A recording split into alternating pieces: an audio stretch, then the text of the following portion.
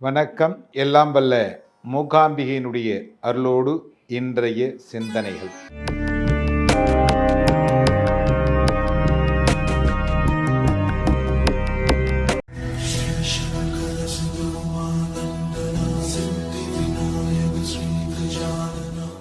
பாவம் புண்ணியம் அப்படிங்கிறத பார்க்குறோம். புண்ணியம் செய்தால் உங்களுக்கு பிற்காலத்தில் இன்பமான வாழ்க்கை கிடைக்கிறது. பாவம் செய்தால் உங்களுக்கு பிற்காலத்தில் துன்பமான வாழ்க்கை கிடைக்கிறது. எதையெல்லாம் பாவம் என்று நினைக்கிறீர்கள்? எதையெல்லாம் புண்ணியம் என்று நினைக்கிறீர்கள்? உங்கள் மனதை நீங்கள் கேட்டு பாருங்கள். அடுத்தவர் மனது துன்பப்படுவது போல் நீங்கள் பேசினாலேயே பாவம் வந்து சேர்ந்துவிடும். ஒரு சொல் ஒரு மனிதனை வாழ வைக்கும். ஒரு சொல் ஒரு மனிதனை சாக வைக்கும். ஒரு நண்பர்கள்னு வச்சுங்க, நல்ல நண்பர்கள் உங்களுக்கு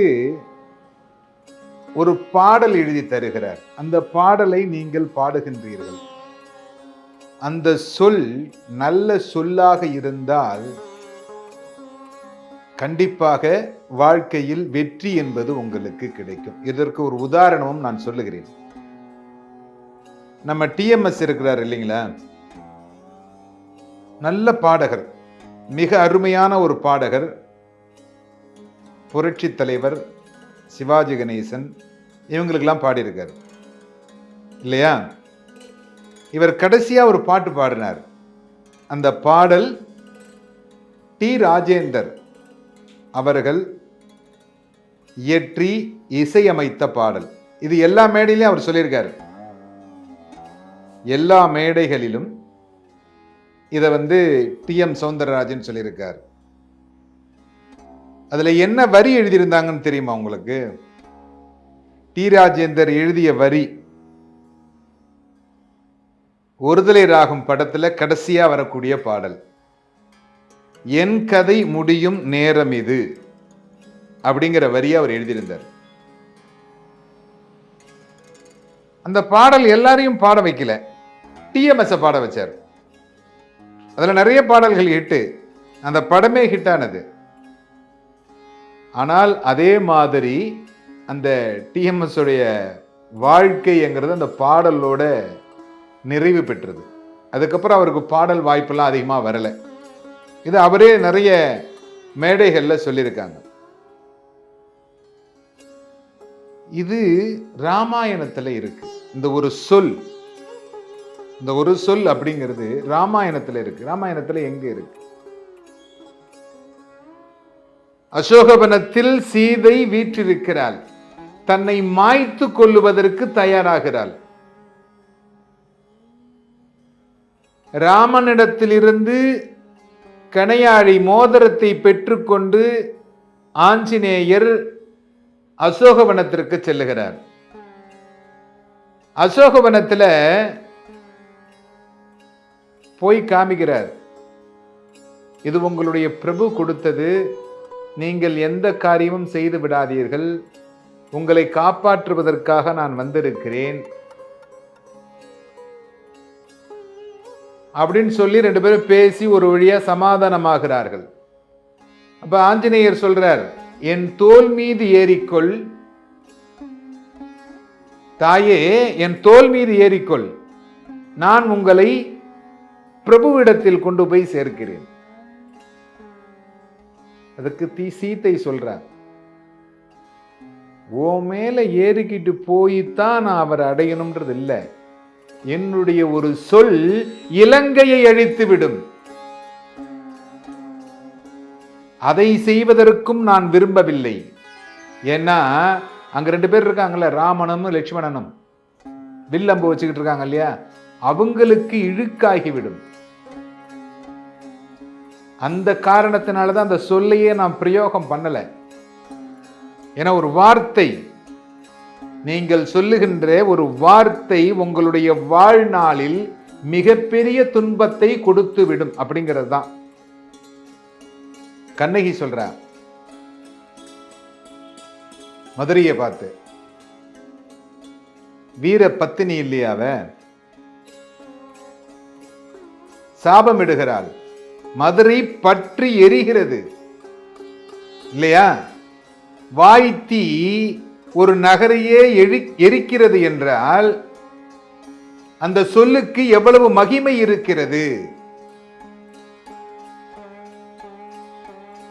ஒரு கடும் சொல் சொல்லிவிட்டால் நீங்க வாழ்க்கையில நிறைய பேரை சந்திச்சிருப்பீங்க. சில பேர் தற்கொலை செய்து கொண்டிருக்கிறார்கள். ஏன் அப்படின்னா அவனுடைய மகனோ மகளோ ஒரு கடும் சொல் சொன்னதினால் இவர்கள் தன் உயிரையே மாய்த்து கொள்ளுவார்கள். ஒரு சொல் கொன்றுவிடும், ஒரு சொல் வாழ்த்திவிடும். எக்காரணத்தை கொண்டும் நாம் பிரயோகம் செய்கின்ற வார்த்தை தெளிவாக இருக்க வேண்டும்.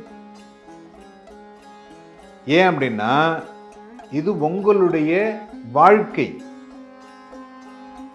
இந்த வாழ்க்கையில நீங்க எந்த வார்த்தையை அதிகமாக பிரயோகிக்கிறீர்கள், எதை பயன்படுத்துறீங்க? சில பேர் போனை எடுத்தோன்னு சொல்லுவாங்க சந்தோஷம். ரமண மகரிஷி அதிகமாக பயன்படுத்திய வார்த்தை சந்தோஷம்.